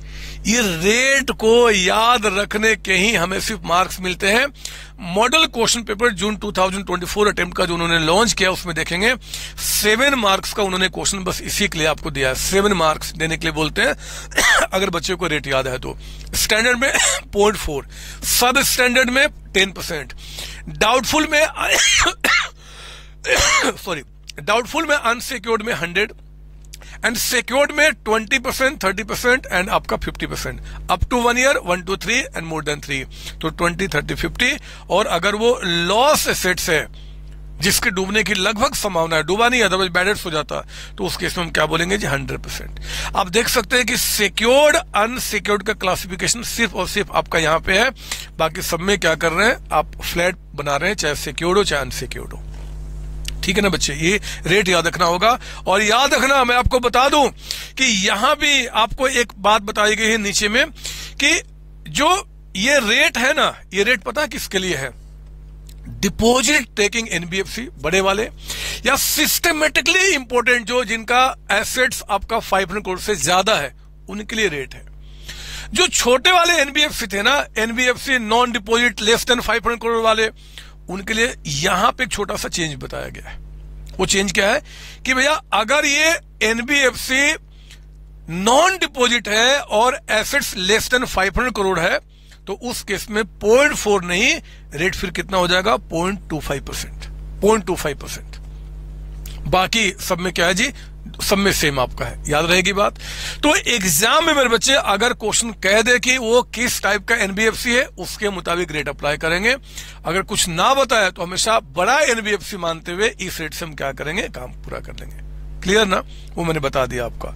और एक चीज और, यहां तो जैसे है ना, यहां तो सब ठीक है जी, यहां पे अनसिक्योर्ड और सिक्योर्ड का क्लासिफिकेशन है। मान लो एग्जाम के अंदर में क्वेश्चन आ गया और आपको डाउटफुल एसेट्स में वो नहीं बता रहा कि वो डाउटफुल एसेट्स सिक्योर्ड है कि अनसिक्योर्ड है, अब हम क्या करेंगे? अगेन इंस्टीट्यूट के द्वारा दिया हुआ गाइडलाइंस फॉलो करना पड़ेगा। वो कहते हैं कि भैया अगर मैं आपको ना बताऊं कि डाउटफुल एसेट्स अनसिक्योर्ड है कि सिक्योर्ड है, तो आप उनको सिक्योर्ड मानते हुए आप इस रेट से क्या करेंगे, प्रोविजन बनाएंगे। सिक्योर्ड मानते हुए बना लेना प्रोविजन, आपका सिक्योर्ड मानते हुए बना लेना, तो ठीक है। ऐसे वो एग्जाम में कंफर्म बताएंगे कि सिक्योर्ड है कि अनसिक्योर्ड है, बट ना तो मैंने लिख भी दिया कि अगर कुछ मेंशन नहीं है तो हमेशा क्या करेंगे जी, लोन एडवांसेज सिक्योर्ड मान लेंगे। क्लियर यहाँ पे? ये सर मान लो ऐसे चांसेस ना के बराबर, बट मान लो वो कहते हैं कि डाउटफुल एसेट्स में आपका 2000 करोड़ है, डाउटफुल एसेट्स 2000 करोड़। अब वो अनसिक्योर्ड सिक्योर्ड कुछ भी नहीं बता रहे, तो ठीक है जी 2000 करोड़ हम क्या मान लेंगे, सिक्योर्ड मान लेंगे। लेकिन सिक्योर्ड में तो यहाँ पे 3 तरह के क्लासिफिकेशन हम किसके अंदर मानेंगे, तो ऐसे एग्जाम में होगा नहीं, कंफर्म बताएंगे। अगर ऐसा हो जाता है ना तो फिर क्या करना, बोलना कि भैया आप कुछ बता ही नहीं रहे हो क्योंकि 3 तरीके का रेट है और आप क्लासिफिकेशन नहीं बता रहे, तो हम अनसिक्योर्ड मानते हुए क्या करेंगे जी, हम 100% बना देंगे। समझे मेरी बात, मैंने क्या बताया? इसके चांसेस ना के बराबर है, बट मैंने कहा कि जब भी क्वेश्चन के अंदर में डाउटफुल एसेट्स होगा, गारंटी के साथ अनसिक्योर्ड और सिक्योर्ड वो बताएंगे, आप अकॉर्डिंगली रेट अप्लाई कर देना। अगर वो नहीं बताते, कहते हैं कि आपका लोन्स इतना है, लेकिन वो नहीं बताते कि अनसिक्योर्ड है कि सिक्योर्ड है, तो आप क्या मान लेना जी, सिक्योर्ड मान लेना। लेकिन वो तभी जब वो आपका up to 1 year 1 to 3 more than 3 ऐसे आपको बताए, कम से कम आपको पता तो होना चाहिए ना। समझो मेरी बात यहाँ पे कि कौन सी ईयर में आपका है, तो हम ये मान लेंगे। उन्होंने क्या किया, 5000 करोड़ है जी डाउटफुल एसेट्स। अब वो सिक्योर्ड अनसिक्योर्ड नहीं बता रहे, तो हम अगर सिक्योर्ड मान भी ले तो फिर से कंफ्यूजन, वो अप टू 1 ईयर में है, 1 to 3 है कि मोर देन 3, किस में मानेंगे? तो हम क्या करेंगे, फिर आपका उसको अनसिक्योर्ड मानते हुए 100% बना देना, लिख देना नोट कि भैया हमने ये अज्यूम किया है, खत्म होगी बात। वैसे चिंता नहीं कीजिए, एग्जाम में कंफर्म बताएगा वो कि सिक्योर्ड है कि अनसिक्योर्ड है, और यहाँ भी आपका ठीक है ना। अब देखो ना, यहाँ पे क्वेश्चन नंबर 3, ये हमारे इंस्टीट्यूट के स्टडी मेट के क्वेश्चन है, और same question MQP model question paper 2024 जून अटेम्प्ट में उन्होंने 7 मार्क्स का दिया विद डिफरेंट फिगर्स। ये फिगर्स उन्होंने चेंज किया, शायद जहां 8400 है वहां पर उन्होंने 4200 कर दिया, समथिंग लाइक दैट आपका, बट एग्जैक्टली सेम क्वेश्चन है। तो सुनो ध्यान से, अब यहाँ पे स्टैंडर्ड पे हम क्या करेंगे जी, 0.4 0.25 मत लगा देना, क्योंकि बड़ा मानते हुए काम करना आपको। 0.4 आप चाहो तो नीचे नोट लिख देना कि इन केस ऑफ आपके NBFC non deposit less than 500 crore rate is 0.25%, है ना। चाहो तो लिख दो, कोई रिक्वायरमेंट भी नहीं, क्योंकि हम बड़ा मानते हुए क्वेश्चन सॉल्व कर लेंगे। सब स्टैंडर्ड में कितना है, 10%। अब देखो सिक्योर्ड पोर्शन ऑफ डाउटफुल में अप टू 1 में आपका यहाँ पे कितना था जी, 20%, 30% एंड 50% था ना, यहाँ पे 20, 30, 50 वो बना देंगे। और जो आपका अनसिक्योर्ड है इस पे कितना बना देंगे, 100%। लॉस एसेट्स पे कितना बना देंगे, 100%। मैंने सोल्यूशन करके आपको दे दिया है, आप समझ गए होंगे कैसे किया जाएगा बिना किसी डाउट के, ऑलरेडी क्लास में किया हुआ क्वेश्चन हम लोग का है। ठीक है, मुझे लगता है कि एग्जाम में अगर क्वेश्चन आएगा तो इस क्वेश्चन के आने के चांसेस अब न के बराबर है, क्योंकि मॉडल क्वेश्चन पेपर में आ गया तो मजे मस्ती कीजिए, लेकिन इसका ना कर मुझे लगता है कि अगर इस टॉपिक से क्वेश्चन उठाएंगे ना तो मेरे बच्चे, provisioning requirement in respect of hire purchase lease asset business के अंदर में वो आपसे पूछ सकते हैं, क्योंकि यहाँ पे बच्चे घूम जाते हैं, बहुत कम बच्चों को इसके बारे में पता होता है या पढ़ के वो जाते हैं। तो शायद हायर परचेज या लीज एसेट्स बिजनेस में जो लोन्स एडवांस जो उन्होंने दिए हैं उस पे प्रोविजन बनाने के बारे में एग्जाम में आ सकता है। चलिए फटाफट इसका भी हम रिवीजन कर लें। ये देखिए, आपका जब भी कोई NBFC हायर परचेज या लीज एसेट्स बिजनेस को फाइनेंस करता है और उसमें प्रोविजन बनाना होता है, तो मेरे बच्चे हमारे पास क्या है जी, 2 तरीके का प्रोविजन बनता है। एक तो आपका मेन प्रोविजन और एक आपका बनता है एडिशनल प्रोविजन। 2 तरीके का प्रोविजन यहाँ पे बनता है। पहले हम देखें जो मेन प्रोविजन हमें बनाना है कैसे बनाते हैं। प्रोविजन मतलब डाउट कितने का है डूबने का, तो कैसे निकालते हैं, जितने भी इंस्टॉलमेंट अभी तक आपके टोटल ड्यूज है, टोटल ड्यूज मतलब कि चाहे ओवर ड्यू हो चुका है, ओवर ड्यू मतलब ड्यू हो चुका है, या फिर अभी आगे ड्यू होंगे, मतलब जितने भी इंस्टॉलमेंट अभी तक आपने कलेक्ट नहीं किया उन सबको हम पहले यहां पर ले लेंगे। ड्यू हो चुका है चाहे बाद में ड्यू होगा, उसमें से वो फाइनेंस चार्ज यानी कि इंटरेस्ट जो अभी तक हमने प्रॉफिट लॉस में क्रिएट नहीं किया, मतलब अभी तक हमने इनकम नहीं दिखाया, तो मेरे बच्चे जो ड्यू हो चुका होगा उसका तो इनकम हमने प्रॉफिट लॉस में दिखा दिया होगा, जो ड्यू हो चुका होगा। जो ड्यू नहीं हुआ है मतलब आगे जो इंस्टॉलमेंट आएंगे उनके अंदर का जो फाइनेंस चार्ज है हम उसको यहाँ पे क्या करेंगे जी, लेस कर देंगे, माइनस कर देंगे। कैसे भी क्वेश्चन ग्रुप में दिखाऊंगा, चिंता नहीं कीजिए। फिर depreciated value of underlying assets, जिस एसेट्स को हमने लोन्स एडवांसेज में हायर परचेज या लीज पे फाइनेंस किया हुआ है उस एसेट का आपका डेप्रिशिएटेड वैल्यू को हम यहाँ पे माइनस करेंगे। डेप्रिशिएटेड वैल्यू का मतलब क्या जी, notionally computed on the original cost, उस एसेट्स का ओरिजिनल कॉस्ट लेंगे और उस ओरिजिनल कॉस्ट में जितने समय अभी तक गुजर गए हैं उसमें हम 20% पर एनम के हिसाब से एसएलएम मेथड से डेप्रिसिएशन चार्ज करके जो वैल्यू आएगा वो यहाँ पे माइनस करेंगे। फिर जो बैलेंसिंग फिगर आएगा वही प्रोविजन बन जाएगा। ठीक है ना। ये एक तो प्रोविजन ये बनेगा और इसके साथ साथ क्या बनेगा जी, एडिशनल प्रोविजन। आप चिंता नहीं कीजिए, मैं इसके ऊपर मैं भी क्वेश्चन भी दिखाऊंगा। हमने अच्छा क्वेश्चन रखा है जिसके एग्जाम में आने की बहुत ज्यादा संभावना है, आपके स्टडी मेट का ये क्वेश्चन है वो। एडिशनल इसके साथ ये तो बनेगा ही बनेगा, फिर एडिशनल प्रोविजन उसमें क्या जी, अगर हायर चार्जेज या लीज रेंटल ओवर ड्यू है अप टू 12 मंथ्स, 12 महीने तक अगर आपका ओवर ड्यू हो चुका है, मतलब जिस दिन लास्ट टाइम ड्यू हुआ था तब से 12 मंथ्स गुजर चुके हैं, बदमाश ने नहीं पे किया, तो एडिशनल की कोई रिक्वायरमेंट नहीं है। लेकिन अगर ये आपका 12 से 24 मंथ्स तक का ओवर ड्यू हो चुका है तो मेरे बच्चे उस केस में 10% ऑफ नेट बुक वैल्यू। अगर ये 24 से 36 तो 40%, 36 से 48 तो 70%, मोर देन 48 तो कितना 100%। ये आपको बनाने होंगे क्या जी, प्रोविजन आपका यहाँ पे एडिशनल प्रोविजन। अब ध्यान दीजिए मैं क्या बता रहा हूं यहाँ पे आपका, इसको बहुत सिंपल तरीके से अगर हमको याद रखना हो तो यहाँ पे 12 का टेबल पढ़ना होगा। 12 2 जा 24, 12 3 जा 36, 12 4 जा 48 एंड 48 से ज्यादा।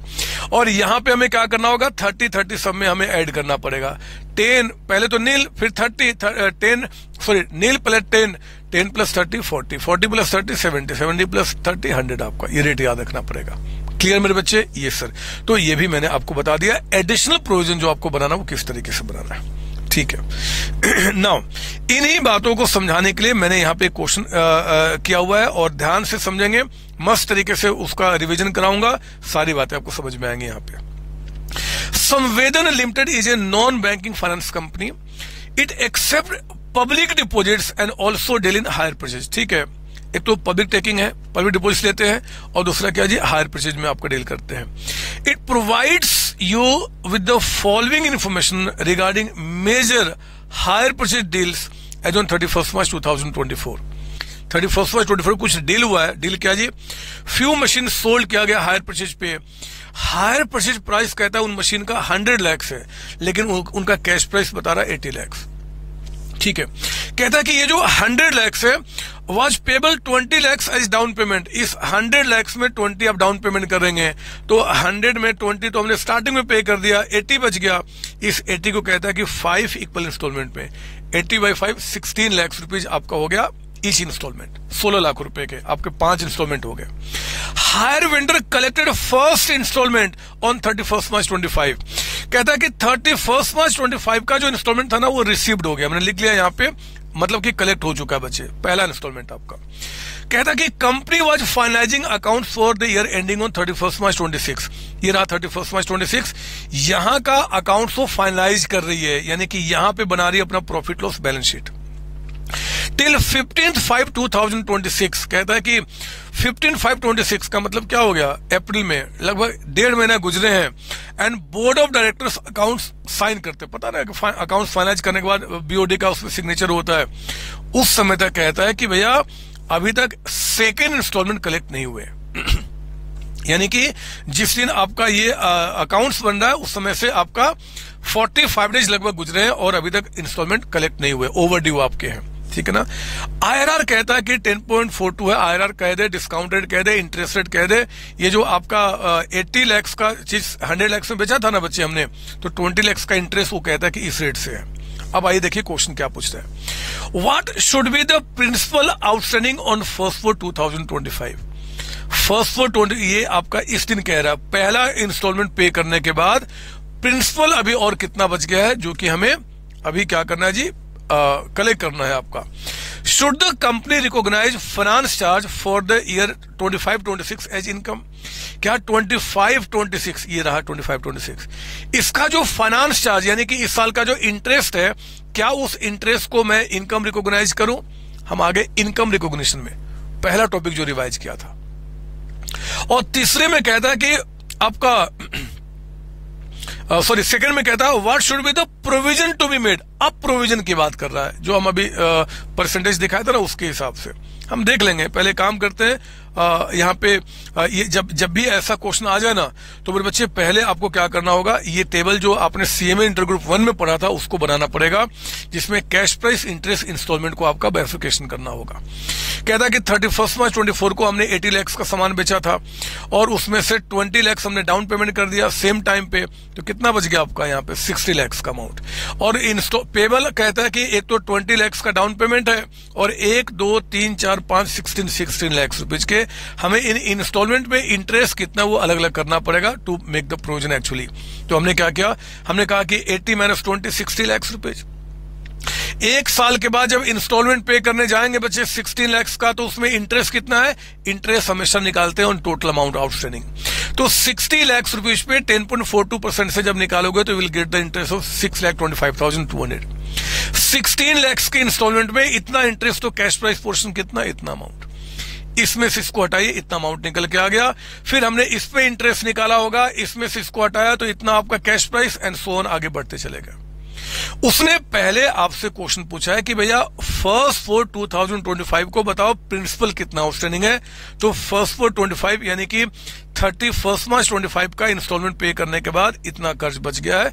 ये आपका पहले क्वेश्चन का आंसर हो गया कि what is the amount of principal outstanding on first four 25। तो आप बोलेंगे इतना अमाउंट है। क्लियर, ये तो आप जानते हैं, कोई दिक्कत नहीं है। Should the company recognize finance charge for the 25-26 as income. अब देखो यहां पे ये जो 25-26 है मेरे बच्चे, इसका फाइनेंस चार्ज कितना है, ये देखो आप यहां पे इतना अमाउंट, ये ना आपका 25-26 का, तो आपका इतना फाइनेंस चार्ज यानी कि इनकम है। क्या मैं इसको इंटरेस्ट इनकम रिकॉग्नाइज करूं?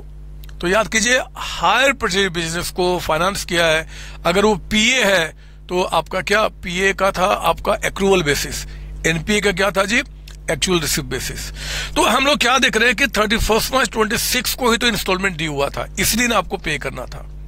अगर मैं देखो 15/5 जिस दिन हो सकता है कि आप अकाउंट्स को मतलब रिवाइज करना चाहते हैं, तो अभी 45 डेज का समय गुजरा है और नॉर्मल रिस्क पीरियड कितना हो जी, 90 डेज का होता है। तो 45 डेज ही गुजरा है ना। अगर आप इस दिन अपने बोर्ड ऑफ डायरेक्टर्स के द्वारा दिए हुए अकाउंट्स को अगर रिवाइज भी करना चाहते हैं तो भी हम क्या बोलेंगे, इट्स ए पीए।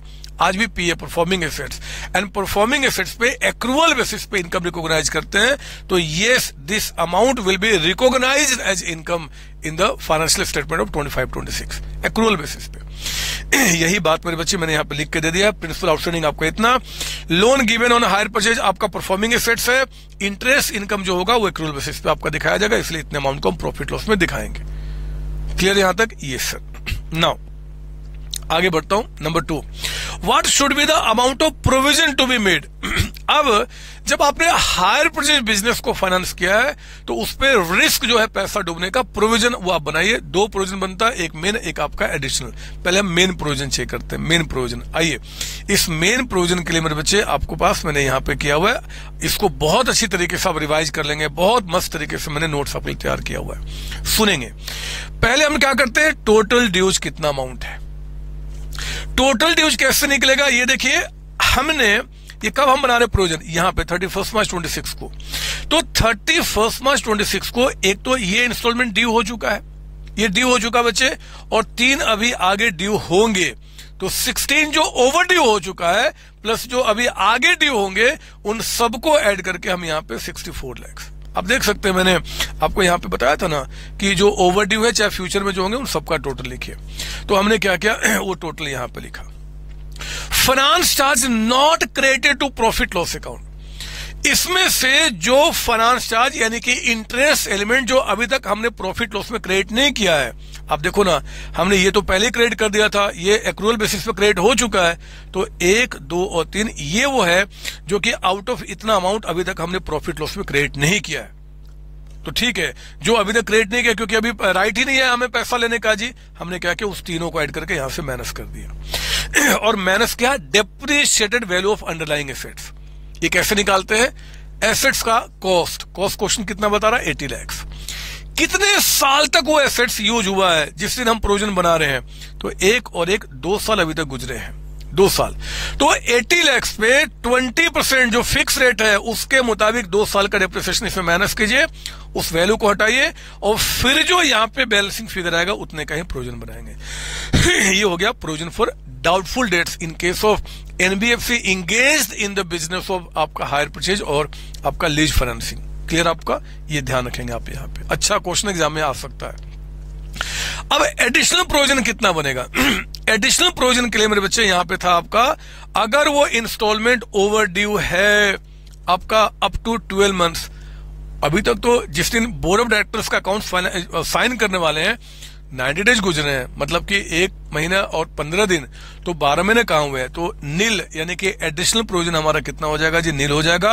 ये प्लस ये ऐड करके आप एग्जाम में बोलेंगे total provision for doubtful dates आपका, ये प्लस ये जो भी अमाउंट आएगा उसको ऐड करके, मतलब यही अमाउंट आएगा। बट दिखाना जरूर आप, मैंने यहाँ दिखाया नहीं बट आप दिखाएंगे। क्लियर आपका? ये सर, तो प्रोविजन मैंने सिखा दिया। इसके बाद अगला पार्ट देखिए क्वेश्चन का, अगला पार्ट था ये हमारा हो गया, ये प्रोविजन हो गया। Third part, what should be the net book value of the asset on 31 March 26। Net book value का मतलब कि कौन से एसेट की बात कर रहे हैं? एसेट मतलब कि लोन्स एडवांसेज। एनबीएफसी का एसेट क्या है जी? Loan advances. एसेट्स वो नहीं जो हमने मशीन दी, वो तो हमारा बिक गया, वो चला गया हमारे पास से। तो जो आपका एसेट यानी कि जो लोन एडवांसेज है उसको हम बुक में कितने पे दिखाएंगे? Net book value. मेरे बच्चे याद कीजिए हमने क्या पढ़ा हुआ है, ये देखिए आप यहाँ पे, जब भी नेट बुक वैल्यू दिखाना आपको एसेट्स का मतलब कि जो लोन एडवांसेज उसका, तो एक तो टोटल आप यही उठाएंगे जो टोटल इंस्टॉलमेंट यहाँ पे थे ना, ड्यू प्लस ओवर ड्यू, उसको लिखिए। फाइनेंस चार्जेस जो अभी तक हमने क्रेडिट नहीं किया उसको माइनस कीजिए, बस इसको नहीं करना क्योंकि ये तो नोशनल वैल्यू था आपका। इसमें इसको माइनस कीजिए, जो अमाउंट आएगा, जितना टोटल आपका प्रोविजन बना, प्रोविजन कितना बना था, ये प्लस नील आपका जो बना था उसको माइनस कीजिए। यही नेट बुक वैल्यू आप कहेंगे कि हमारा है, जिसको कि हमें बुक में दिखाना है ना, नेट बुक वैल्यू। क्लियर आपका? बहुत अच्छा क्वेश्चन एग्जाम में आ सकता है, कहीं बेवकूफी मत कर देना, ये क्वेश्चन को छोड़ के मत जाना, अच्छा क्वेश्चन लग रहा है तो अब इसको कर जाएंगे। क्लियर मेरे बच्चे? ये सर, तो ये भी मैंने बता दिया। अब मैं आपको एक चीज और बता देना चाहता हूं आगे बढ़ने के पहले, कहीं आप बाद में कंफ्यूज ना हो जाए, कहीं एग्जाम में आ जाए तो। ये देखो ना यहां पे हमने ये तो समझ लिया प्रोविजन बनाना, हमने ये भी देख लिया। इस क्वेश्चन में तो नील बना आपका, ठीक है। मान लो इस क्वेश्चन में आपका जो इंस्टॉलमेंट है ओवर ड्यू होता for more than 12 months and 24, तो हम क्या बोलते हैं 10% ऑफ नेट बुक वैल्यू। अब ये नेट बुक वैल्यू जिसपे कि हमें ये परसेंटेज अप्लाई करना है, वो कैसे निकल के आएगा? याद है मैंने क्या बताया है? मैं आपको बता दूं दोबारा, रिपीट कर रहा हूं। यहां तो नील था, कोई प्रोविजन बना ही नहीं, लेकिन अगर आपका कर्ज इसके में इसमें या इसमें होता तो हमें नेट बुक वैल्यू जानना होता ना बच्चे। याद कीजिए वो नेट बुक वैल्यू कैसे निकलता है, ये देखिए आप। जब भी आपको एडिशनल प्रोविजन को बनाने के लिए नेट बुक वैल्यू चाहिए तो हम क्या करेंगे, इसमें ये माइनस करेंगे और प्रोविजन माइनस कर रहे हैं। ये कौन सा प्रोविजन? सिर्फ ये प्रोविजन, सिर्फ ये प्रोविजन, सिर्फ ये तो अभी हमें 10% के हिसाब से बनाना ना बच्चे। तो 10% से जो ऑफ नेट बुक वैल्यू जो बनाओगे वो नेट बुक वैल्यू क्या होगा जी? तो आप बोलेंगे कि भैया इसमें से ये माइनस होगा, और मान लो यहाँ पे 6,000 होता, मान लो यहाँ पे 6,000 होता, तो वो 6,000 को हम क्या करते हैं जी, वर्किंग नोट्स में यहाँ पे माइनस करते हैं, फिर जो नेट बुक वैल्यू आता उस पे हम एडिशनल प्रोविजन का रेट अप्लाई करते हैं। क्लियर आपको? ये सर, तो ये भी मैंने आपको बता दिया। एक और भी इंस्टीट्यूट ने अच्छा क्वेश्चन दिया है, मुझे अच्छा नहीं लगा क्योंकि उन्होंने ये क्वेश्चन इनकम्प्लीट है, बट उन्होंने क्वेश्चन दिया है और वो कहीं अगर बदमाशी की है और यही क्वेश्चन एग्जाम में आ जाए, इसलिए मैंने सोचा ये भी आपको रिवाइज करा दो। आप बदमाश होना, रिवीजन नहीं करते हो ठीक से, तो मैंने सोचा ये भी करा दो। सुनिए ध्यान से क्या, peoples financial limited is an NBFC providing hire purchase solution. Again आपको कहता है कि भैया आप क्या बनाओ, प्रोविजन को बनाओ, प्रोविजन। अब देखो ना इन्होंने क्या किया, इस एनबीएफसी ने 4 तरीके के एसेट्स को फंड किया है, मतलब कि इन हायर परचेज पे फाइनेंस किया एक तरीके से आपका। इंटरेस्ट ओवर ड्यू, लेकिन हमने प्रॉफिट लॉस में जो इंटरेस्ट दिखा दिया है वो इतना अमाउंट है, ये इंटरेस्ट हम प्रॉफिट लॉस में दिखा चुके हैं। ये कितने समय से ओवर ड्यू है जी? इतने समय से ओवर ड्यू आपका है, अप टू 12 मंथ्स, 24 मंथ्स, इतना। नेट बुक वैल्यू जिसपे कि हम एडिशनल प्रोविजन बनाते हैं, वो सारे एसेट्स का आपको दिया हुआ है। प्रोविजन कहता है कि बनाओ। अब समझो ना मेरी बात, 2 तरीके का प्रोविजन बनता है, एक आपका मेन प्रोविजन, एक एडिशनल। मेन प्रोविजन को बनाने के लिए क्वेश्चन में आपके पास इंफॉर्मेशन ही नहीं है। मेन प्रोविजन को बनाने के लिए बताइए हमें क्या क्या चाहिए होता है? हमें चाहिए होता है कि आपका टोटल इंस्टॉलमेंट कितने ड्यू है, जो क्वेश्चन कहीं नहीं बता रहा है ना बच्चे। फिर हमें चाहिए होता है जी कितना इंटरेस्ट अभी है जो कि आपका ड्यू अभी तक नहीं हुआ, वो क्वेश्चन कहीं पे नहीं बता रहा। ये तो जो ड्यू हो चुका, प्रॉफिट लॉस में आ चुका, वो बता रहा, अनएक्सपायर्ड बता ही नहीं रहा है। इन एसेट्स की कॉस्ट कितनी है जिसपे कि हम 20% चार्ज करेंगे, वो भी नहीं बता रहा। तो मेरे बच्चे इंस्टीट्यूट ने अपने स्टडी मेट में भी आपको पता है क्या किया है, सिर्फ एडिशनल प्रोविजन जो इस पे बनाना है वो आपको बना देना है, बाकी सारी बातें क्या है ये इरेलीवेंट है, ये कोई काम का नहीं है। आपके लिए रेलिवेंट क्या है, एक तो ये और आपका पीरियड, क्योंकि पीरियड के बेसिस पे बनाते हैं नेट बुक वैल्यू पे। Up to 12 months nil, up to 12 months यानी कि इस पे कितना बनाएंगे, नील आपका, ये देखो नील बना दिया हमने। ये आपका है फॉर 24 मंथ्स यानी कि 12 से 24 में रेट कितना था आपका जी 10%, तो इस पे हम क्या करेंगे 10% बनाएंगे। फिर 24 से 36 मंथ्स यानी कि 30 उसमें आ गया, तो इसमें कितना बनाएंगे हम आपका 40%, 10 40 70 था। ये 45 मंथ्स 36 से 48 में ये चला गया, तो इसमें कितना बनाएंगे 70%, इसको ऐड कीजिए। एग्जाम में आ गया तो आई थिंक 4 नंबर तो कम से कम देगा ही, 5 नंबर भी दे सकता है, 6 भी दे सकता है, 7 भी दे सकता है, 8 भी दे सकता है, जितना भी दे दे कोई बात नहीं, इसको कर जाएंगे। उनके चक्कर में मत फंसना, जो है वो करके आ जाएंगे, बस खत्म। क्लियर आपको? ये सर ये भी बता दिया। इसके बाद मेरे बच्चे एनबीएफसी में कुछ इंपॉर्टेंट पॉइंट्स हैं जो आपको ध्यान रखने हैं। हम लोगों ने बहुत बेहतरीन तरीके से सब कुछ ठीक से पढ़ा हुआ है, मैं चाहता हूं कि हर एक बच्चा इसको दिमाग में लेकर जाए, कहीं एमसीक्यू यहां से निकल के आ गया तो आप परेशान मत होना। और खासकर ये सारी इंपॉर्टेंट पॉइंट्स है जो एमसीक्यू के लिए बहुत ज्यादा इंपॉर्टेंट है। इसके बाद जो डिस्क्लोजर रिक्वायरमेंट आपने पढ़ा उसको जरूर देख लेंगे, आप सुनेंगे ध्यान से। कंपल्सरी कंप्लायंस ऑफ सेक्शन 45 आईए, हर एक एनबीएफसी को जिनका रजिस्ट्रेशन को लेकर इसमें चीजें बताई गई, इनको आपको कंप्लाई करना ही पड़ेगा। ये सेक्शन आपको याद रखना पड़ेगा, मैंडेटरी है सबके लिए। पब्लिक फंड में कौन कौन से नाम आते हैं वो आपको याद रखने पड़ेंगे, और पब्लिक फंड में जो नाम नहीं इंक्लूड होता, जो कंपल्सरी कन्वर्टेबल इक्विटी शेयर्स होते हैं with period not exceeding 5 years, वो आपका पब्लिक फंड्स में नहीं आता, ये भी आपको याद रखना पड़ेगा। एमसीक्यू में आ सकता है, मैंने एमसीक्यू इस पे बनाया भी है।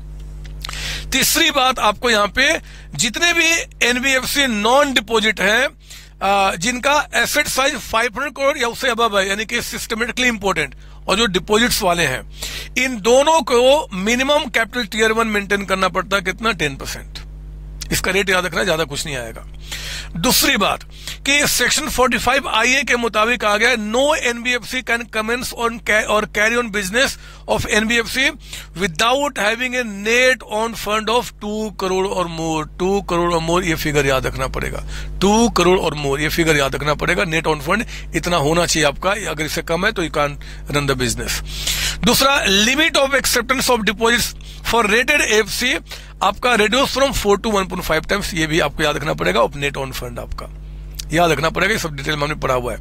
Every non banking financial company shall prepare है, यहाँ पे prepare its balance sheet prescribed under companies act 2013 the particulars in the schedule 1 in the schedule as set in annex 1 आपका, ठीक है, ये भी आपको याद रखना पड़ेगा। इसके बाद मेरे बच्चे जितने भी एमसीक्यू आपके बन सकते हैं उनको मैंने यहां पे दे दिया। देखो इंड एस कब से एप्लीकेबल हुआ था, 1/4 स्टार्टिंग बताया था 2018 से, ये ध्यान रखना पड़ेगा। और बाकी सारी बातें इसको देख लेंगे, पब्लिक फंड में क्या क्या आएगा वो आप देख लेंगे, ये सब मैंने बता दिया है। इनका सोल्यूशन भी मैंने आपको दिया हुआ है, ये बिल्कुल एग्जैक्टली सही है, आप इसको देख लेंगे।